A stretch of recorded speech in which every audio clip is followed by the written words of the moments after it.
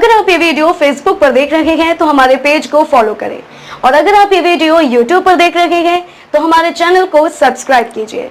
तो लोग जातिगत जनगणना करा रहे हैं, इनको समाज के बेहतरी से लेना देना नहीं है। ये तो एक अंतिम दांव खेले हैं कि समाज को फिर जातियों में बांटकर एक बार किसी तरह चुनाव की नैया पार लग जाए। भाई जातिगत जनगणना पहले तो आप 18 साल से सत्ता में हैं, आज क्यों जातिगत जनगणना करा रहे? 18 साल से आपको याद नहीं आ रहा था? दूसरी बात, अगर जातिगत जनगणना आप करा रहे हैं, जनगणना आपके विषय का, राज्य सरकार का विषय ही नहीं है।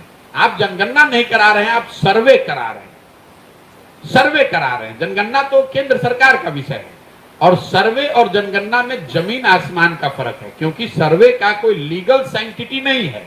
इस बात को कभी सरकार ने स्पष्टता से नहीं बताया कि सर्वे का जो रिजल्ट आएगा उसकी मान्यता क्या होगी। उसकी मान्यता तो कुछ है नहीं, कुछ जानकारी। तो सर्वे तो राज्य सरकार कभी भी करा सकती है, और अगर मान लीजिए आपने करा भी लिया, अगर उसको लीगल सैंक्टिटी मिल भी गई, तो जातियों की जनगणना होने मात्र से लोगों की जिंदगी तो सुधरेगी नहीं। पूरे बिहार की गणना हुई पड़ी है कि 13 करोड़ लोग, बिहार के जो लोग हैं वो देश के सबसे गरीब और पिछड़े हैं। ये तो जानकारी आपके पास है, इसको काहे नहीं सुधार रहे? दलितों की जनगणना तो आप आजादी के बाद से कर रहे हैं, उनकी दशा आप क्यों नहीं सुधार रहे हैं? उसके लिए आपने क्या किया? मुसलमानों की जनगणना करी हुई है, दलितों के बाद बिहार में सबसे ज्यादा गरीबी और फटेहाली से मुसलमान भाई जूझ रहे हैं, उनके लिए आपने क्या किया? आप किसी गांव में चले जाइए, जो दलित टोले हैं, जो मुसलमानों के इलाके हैं, वहां आपको आंख से दिखता है कि कितनी ज्यादा गरीबी, बदहाली, फटेहाली है।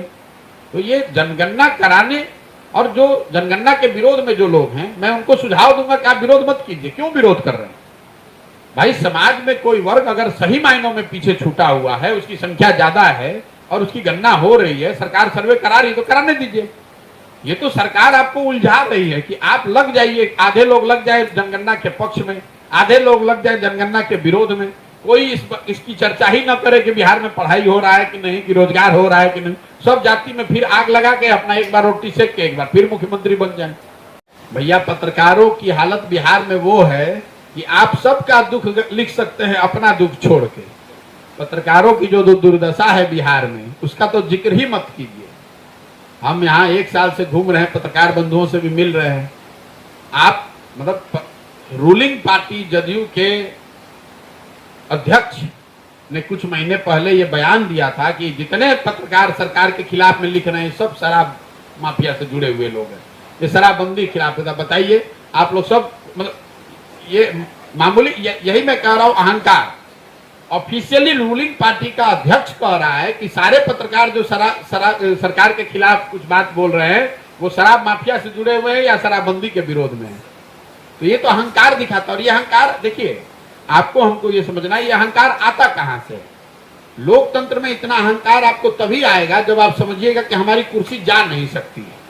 कहीं ना कहीं नीतीश कुमार ने ये सोच लिया है, समझ लिया है 15 के बाद जो घटनाएं हुई हैं, कि उन्होंने देखा कि चाहे किसी को जनता वोट दे, आप वोट चाहे आरजेडी को दीजिए, आप वोट कांग्रेस को दीजिए, आप वोट जदयू को दीजिए, आप वोट निर्दलीय को दीजिए या आप वोट कांग्रेस को दीजिए, घुमा फिरा के मुख्यमंत्री नीतीश कुमार ही बन जाएंगे।